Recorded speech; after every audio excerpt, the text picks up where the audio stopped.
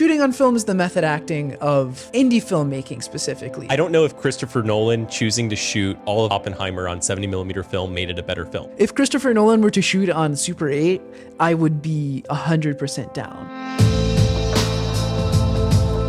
Welcome, listeners. This is the Your Next Film podcast. I am your host, Zachary Koch. I'm your co-host, Matteo Guthrie. And on this podcast, we talk about filmmaking. We also help you make your next film. So jumping right clever. into the topics for today, or topic rather. Yes. Since we've shifted slightly. Film.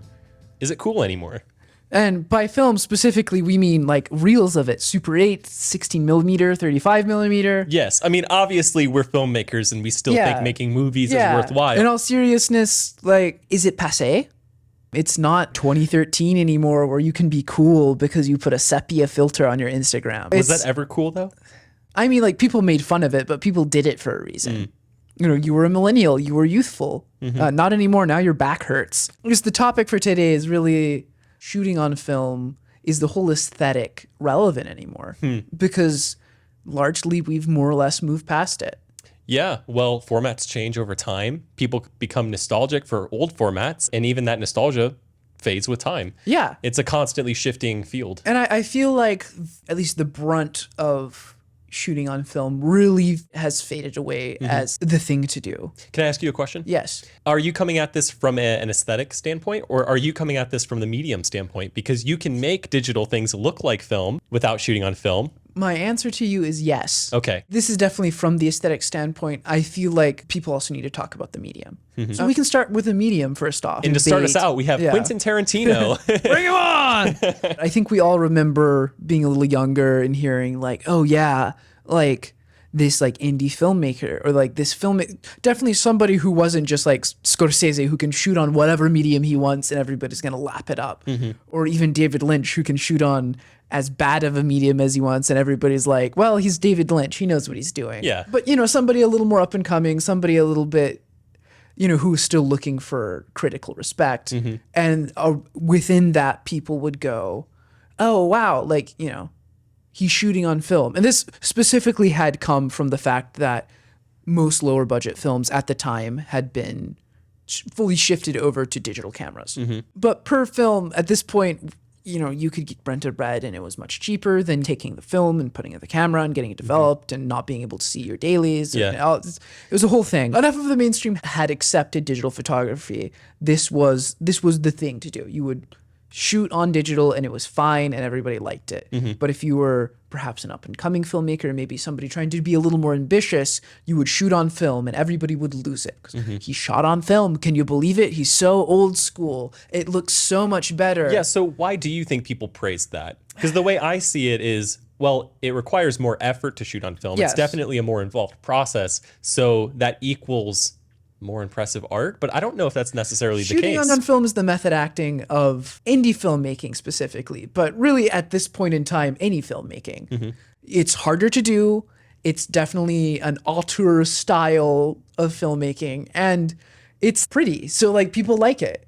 And therefore, if you couldn't shoot on film back in the day, you were getting the best like film grain like filter to put over your production. And half of them looked fake. And part of this just comes from the fact that there's like the 30-year nostalgia wave, and we'll talk about nostalgia later, but it's definitely, film was really cool. It was like kind of hipster, like it was a hipsters thing. But there was also, you know, calling back to a format that you grew up with. Yeah, you know, exactly. a lot of you grew up watching like Jurassic Park and like Jaws or like all these blockbuster movies that were shot on film, and to have your project resemble those projects, at least as far as texture and formats go.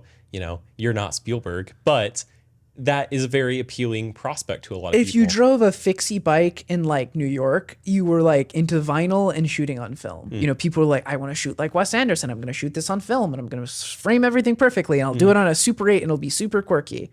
You know, maybe the dying light of the hipster era or whatever you want to say. But like film and the feel of it was very, very popular. And now it's less so. I would argue that it's more popular than it's ever been. Oh, it's more popular, but it's ever been, but it's less relevant. It's less impressive. It's like everybody knows like the guy that did his film thing. Everybody has the friend that does his film photography. I am that friend, by the way. Zach's that friend for me. I've actually fully transitioned into doing all film for my photography. I really don't do very much digital photography.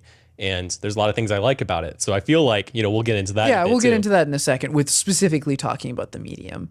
But the 15 to 25 set that was like, they were the tastemakers. And I would even say like 15 to like 21 years old, at which point you can drink legally so you become less cool. Like the tastemakers, that set, the college and just out of college group, they're not shooting on film cameras anymore for their little parties. People like you and I have moved on to high 8. Well, yeah, people like, we've moved on to higher 8, and we'll get to that in a second. I say that as if we were ever shooting on film. We were shooting on try and make this look like film. We were definitely we are still on that kick. Yeah, we're still on that kick, frankly. But within that, like the tastemakers aren't doing film photography anymore. It's not like the cool kind of bohemian thing to do. So what's interesting though is film photography like died a while ago. It died. And now it's back. In the year of our Lord 2024. Yeah, and it's great, and I'm so happy and for it. It's back, and it's more popular than ever. So I'm wondering, when you say relevant, do you mean that it's not impressive anymore? It's not special to do it? I think 35 millimeter, I think 16 millimeter is really, really cool, and I don't think you'll ever rob the aesthetic. For example, Ennisman. Love Ennisman. Ennisman, or it's like Welsh or something, I forget. But Ennisman, 16 millimeter, gorgeous film. I adore it. And I will never say that that's not cool. But to the, again, like this tastemaker set I've lined out, they're no longer taking their film cameras to like their parties. They're doing like mini digicam flash photography. We've moved on to digicams. Which we've moved on to too. We are, as they would say, hip. I've got my digicams and I very much like them. They're great. But it's interesting to see the shift in mediums, as film is now kind of the respectable, like still like interesting, still cool, but now it's not like the hippest. Yeah. Its relevancy as like the... As by definition of so many people clinging to it. Yeah, by definition of so many, you've got to move on to something new, something groundbreaking. And for the digicam kids, it's that. For film people, it's VHS now. Skinamarink. Yeah. Very VHS core. Well, it was a lot of there was a lot going on. It had with the film Skinamarink. aesthetic, but it also had that analog horror kind of thing going for it.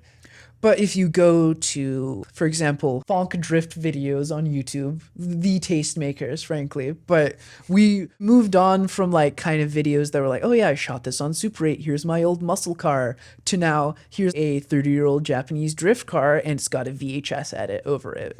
And it's playing like some sort of synth wave. But now people are shooting films on high 8, those people being us. Actually, I think we're the only ones. Tom Levine, big YouTuber. Big fan of him. He's shooting his works on like VHS-C. He's doing all sorts of crazy things. But we've fully moved away from like, if you wanted to do something kind of indie and cool and different, we've moved on from the relevancy of film. It's been back for so long that it's no longer the hot new thing. As tends to happen with these things. Well, with everything. So to this, I'm positing that film photography, film cinematography, not as impressive as it used to be, not as relevant. So there's different reasons and motivations for doing things. One of them is to be different for the sake of being different. And, we shot our last micro short, Does God Love Robots, on high 8. And I think it looked cool. And I think it complemented that project. Now, we did that because we wanted to. Yes. We weren't making it different just for the sake of being different. No, we had a philosophy behind it. So if you're using that as your metric for... is it relevant anymore? Is it different? Is it new and exciting? No. But I think a lot of people, and probably people even watching this, want to shoot on film because they just like to shoot on film. And, maybe that complements their project. I respect that. Just like I respect people that want to shoot on digital, David Lynch, because they want to shoot on digital. It has a feel to it. And if you want to capture that, go for it. And what's cool about being a filmmaker in today's day and age is there's so many formats to choose from. It's not just one. It's not just... oh, well, I'm an indie filmmaker, so I'm reaching for my Bolex. I'm shooting on Super 16 because I can't afford Super 35. It's like, well, now you could shoot on VHS if you want. You can shoot on high 8. You can shoot on your phone. You can shoot on a mirrorless camera or a cinema camera or something like what I've got here that kind of is both. You can choose, and that's what's cool about being a filmmaker today. I think Harmony Korine did his latest film all on infrared. Ooh. Yeah. You could also do infrared film. Yeah. This is where we'll get into the benefits of film as a format. There's definitely like a feel that film has that VHS doesn't. For sure. I went to see the 35 millimeter restoration of The Godfather. And there was just something about seeing 35 millimeter that was completely different than all the other times I'd seen it, all the HD Blu-ray restorations that I'd seen of it. It's just better somehow. Like listening to something on vinyl, there's like little imperfections, but I felt like I was watching it in the theater back in the 70s when it came out. This is interesting, and I'm contextualizing this conversation based on previous conversations. But, you know, in our episode from a couple of weeks ago where we talked about the importance of physical media, and part of our argument was that things are tangible. We just like things that are tangible, and, you know, that can complement the art form. I would say that you enjoyed that 35 millimeter master and going and seeing it because what you were seeing just felt more real. It felt more tangible. And I think that's the appeal of shooting on film, whether it's film photography or film cinematography. I will definitely say that, obviously I haven't shot on film, but when we're doing film photography for projects, for example, the beautiful media stills of our faces that you'll see. Yeah, all of the branding photos for all our branding photos. Our media brand were shot on a Nikon F5 with, I think it was Fuji color, which, you know, is a pretty easily accessible film stock. And yeah, I mean, you can't deny those results, bro. But like the process was interesting to me because you'd click and you're like, I don't know what it's gonna look like. Like you know what it's gonna look like, but you're like, did I blink? I think as a film photographer myself, it's a more tactile experience. You're not letting a computer do anything for you. Now, on the other side, you know, you can get automatic film cameras. My Nikon F5 that we shot our branding photos on, that's basically a DSLR that shoots film. I should say it's a modern SLR. Yeah. Fully automatic. It takes 8 AA batteries. Now, granted, since I've had that film camera, it's been a few months and we've shot probably a dozen albums worth of photos on it. It's still showing full battery. So those 8 AA's will go a long ways. But, you know, obviously you can get that sort of digital, very modern feedback from film cameras as well. Point aside, you're right. It forces you to be in the moment because you can't look at the screen.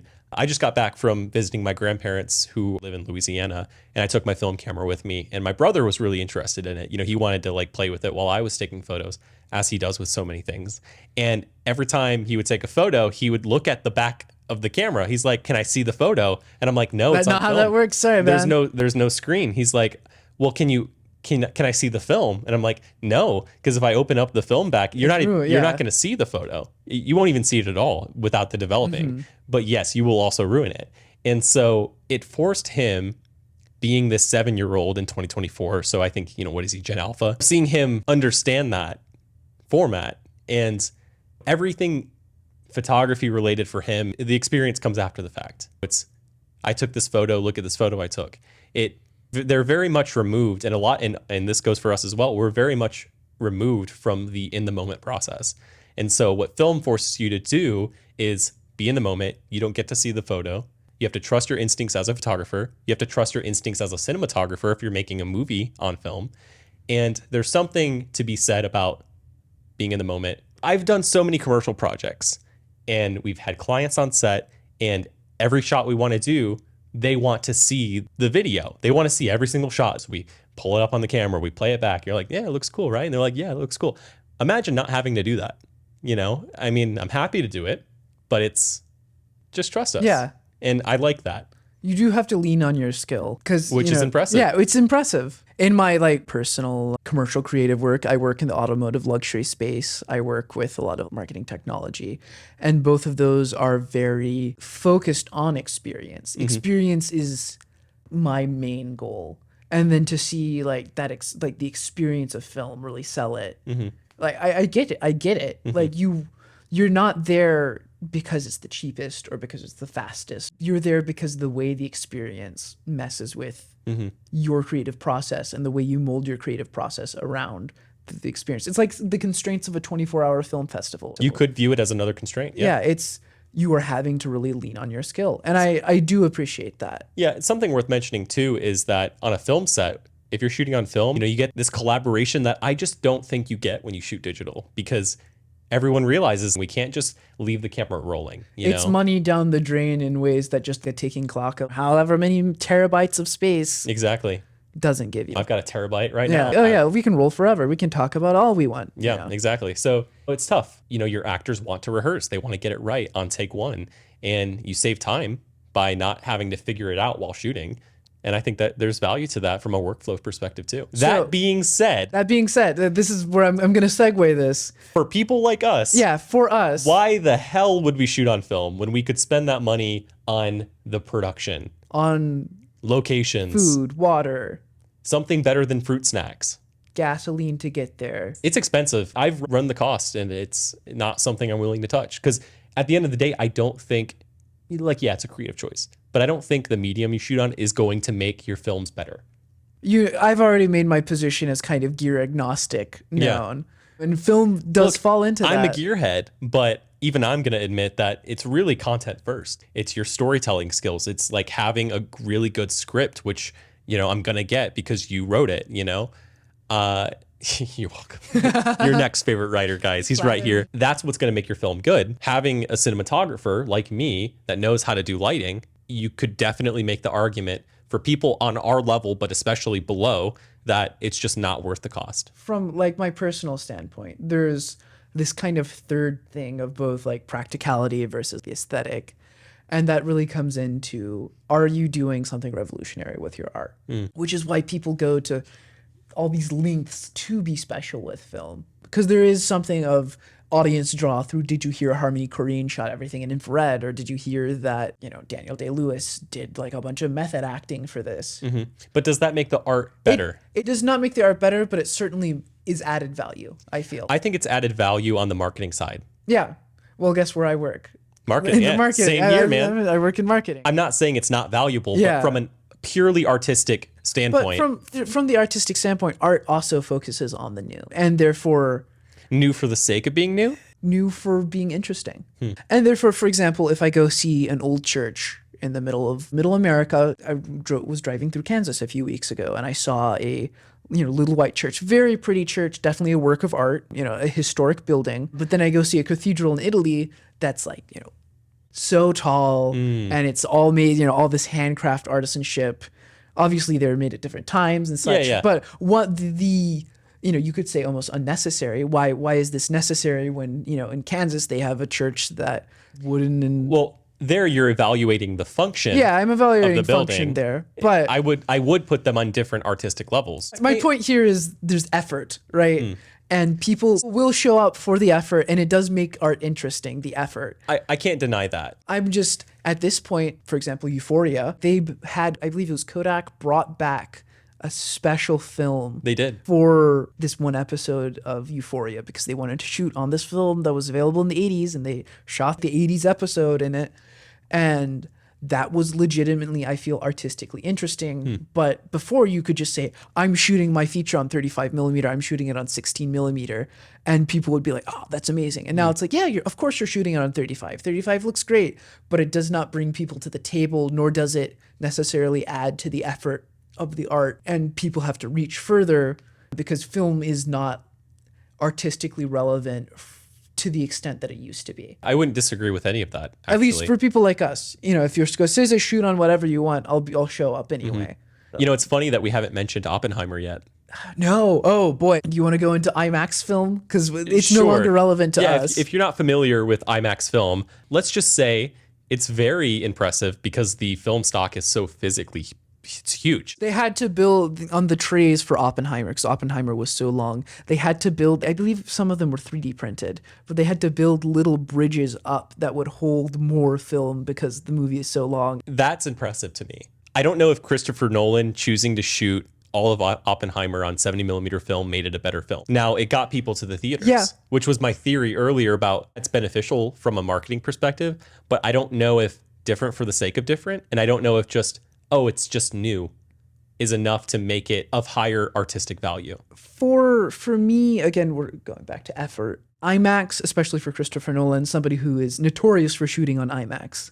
If Christopher Nolan were to shoot on Super 8, I would be 100% down because that is something that he hasn't done before. He is stretching his artistic. But if we were to shoot on IMAX, if we were to shoot on IMAX, opposite. Yeah, it is kind of the opposite. It's definitely Oh, they're shooting on IMAX? First of all, how did we get the budget for that? Like, who did we kill? Imagine showing up to our local film festival and yeah. saying, hey, we shot this on IMAX. That would be impressive because we clearly put in the effort and we're doing something to be, make strides artistically. Sure. I actually take back what I said completely, because I don't think Oppenheimer is better if you go to your local cinema and watch it there, but it is better if you go to an actual 70 millimeter projection because it's so much more immersive. I mean, the screen's massive. I mean, have you been to an IMAX? No, I've not been to like Now, I've been to one, I think they tore it down, but they showed it was like a... It's usually a nature documentary of some kind. Yeah, it's always a nature documentary. And this was a documentary on fighter pilots, actually. Oh, very cool. And it made like somebody like 2 rows down from me like throw up. It is significant, but the art is significant because it's causing a different reaction out of people. Yeah.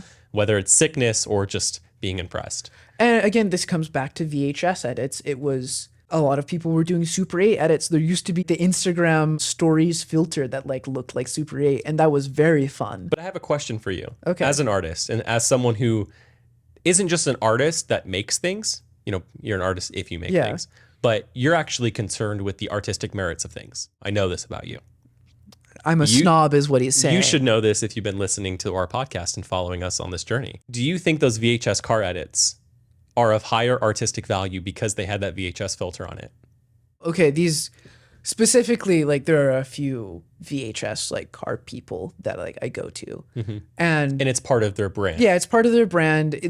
These, for example, Tom Levine. One of the first videos I saw from him was he went to like a local drift track day and shot everything on Super 8, which is cool. And it's really cool seeing like 90s and 2000s cars, and it looks like dusty track in Australia, so it looks like it should be like old Laguna Seca footage of people in Cobras and vintage Corvettes and Ferraris going at it back in the 60s around the track. It was a very interesting juxtaposition, and he did that on purpose. And I was like, okay, yeah, that's a really interesting use of film. Kind of your thesis here being like the modern but the old. Yeah, I agree with you in this case. And then with the VHS as well, it's definitely like taking you back to kind of a DIY vibe again with the VHS, because that speaks more to home video rather than shooting on 16 millimeter or something. I get that. There definitely is like a thesis they have to that. So I would say that in the examples you've given, that the format or even just the aesthetic, it complemented what they were working on. It complemented in the same their way work. that shooting on High 8, I felt complemented the God of Robots. There was a philosophy behind it already. However, if I were to put a VHS filter on this podcast episode, would that change this podcast episode? I mean, would it make it any better or worse? I feel like it would make it more obnoxious to watch. Our audio listeners say, I don't care. to listen to if you put an audio filter on it as well. And I would agree, yeah. And funny enough, I've been using film emulation for some of these podcast episodes. It's not of higher worth because I did that. Maybe it's cooler in some sense, but I would just say my thesis here and my takeaway is that the format that you use has to complement the project. Your project isn't inherently better or worse depending on the format that you use, but there can be times where the format does complement the content. Okay, I pose this closing question here because I think that was a very good way to wrap it up. So I'm going to throw a wrench into the gears. What if Nolan had shot Oppenheimer on High 8 instead of... It would have been worse. I think it would be great. I don't think it would have changed anything. I think it would have actually sucked. All right, this has been... We're just going to leave it there. I have too many thoughts. All right, this has been Your Next Film. Thank you for listening to yet another episode of this podcast. And thank you if you've been following the journey this far. I've been Zach. I'm Matteo Guthrie. I am your favorite writer. Not your next favorite writer? Your next favorite writer? Yeah, your next favorite writer. Until next time. Ciao, ciao.